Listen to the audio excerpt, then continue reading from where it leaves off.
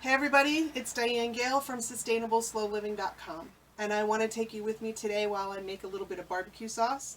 I have several different barbecue sauce recipes that I use, but this one is by far my favorite, and I want to share it with you today.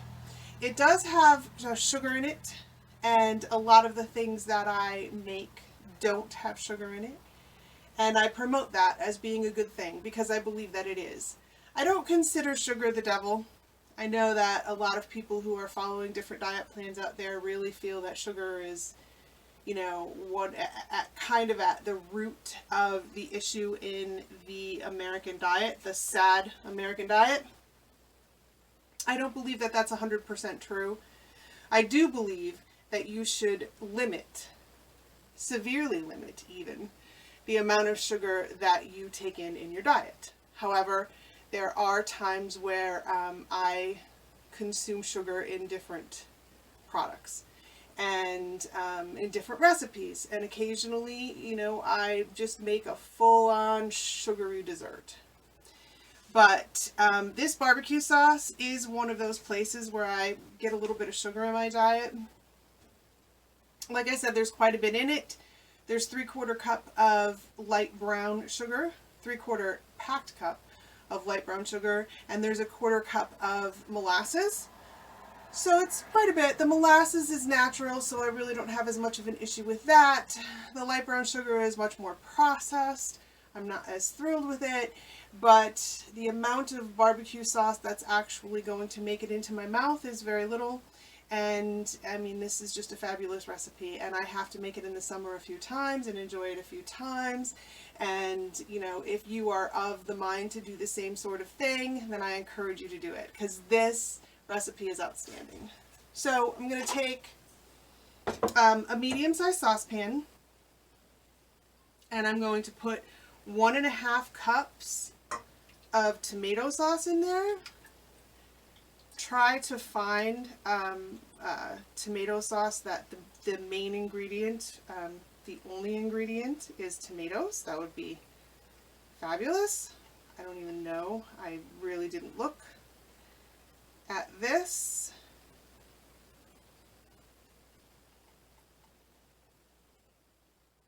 I should have practiced what you preach, right? The next thing that I'm going to put in here is going to be 3/4 cup of packed light brown sugar. So obviously after I packed it, I put it in this bowl and it is no longer packed. I'm going to put it in here with my fingers so that I can break it up as I go, because there are still some clumps and lumps in there, but we're gonna cook this sauce as well. So, they'll come out in the process. Otherwise, I would say you really don't want to have that in there. It will be much easier to get them out if you break them up ahead of time. That is one of the things about brown sugar. It's very clumpy.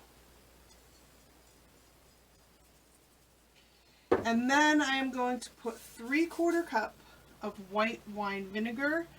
I'm reasonably convinced that this is the magic ingredient for this sauce. It really, really makes all the difference in the world.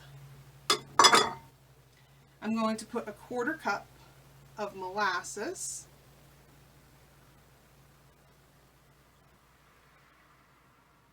It's funny, I'm not a big fan of molasses in most things, but it's really fabulous in this barbecue sauce.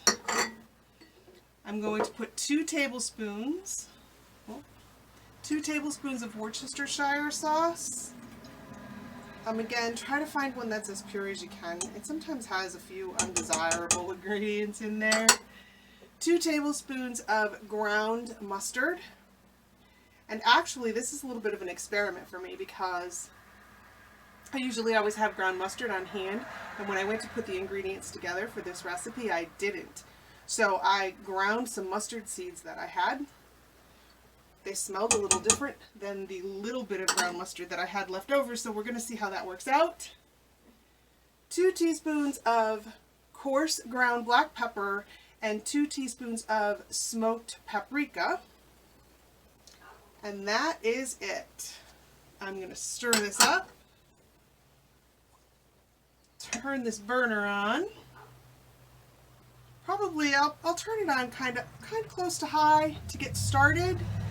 And then once it starts to cook, once it starts to boil, you don't want to boil it. Once it starts to simmer, you want to turn it down and let it simmer for about 10 minutes. So we'll put it on there.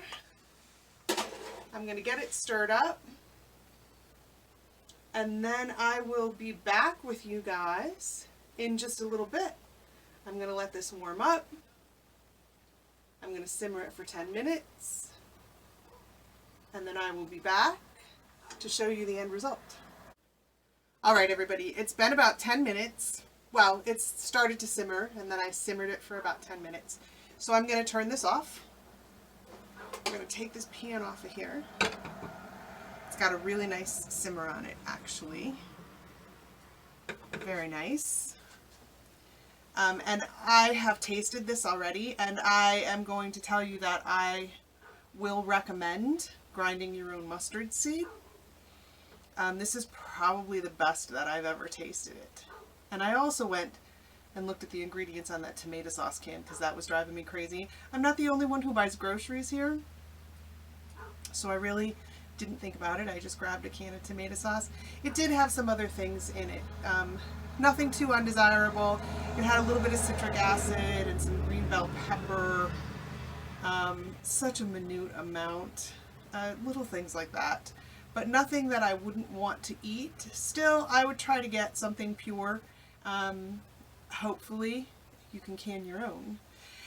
And let's see, we're going to pour this loveliness into this jar, and hopefully we're going to do it without making too much of a mess.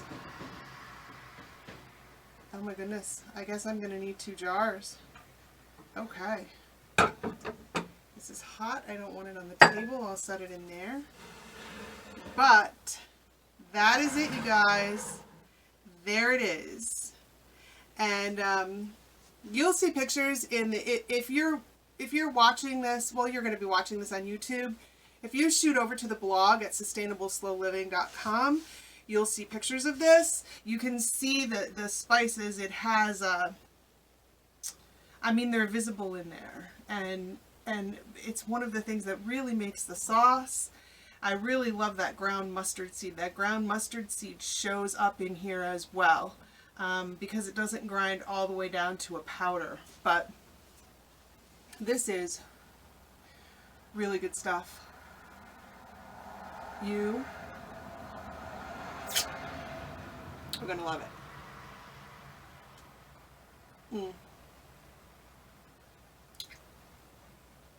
Yep. Good stuff. Very good stuff. So make some for yourself. Barbecue season is here.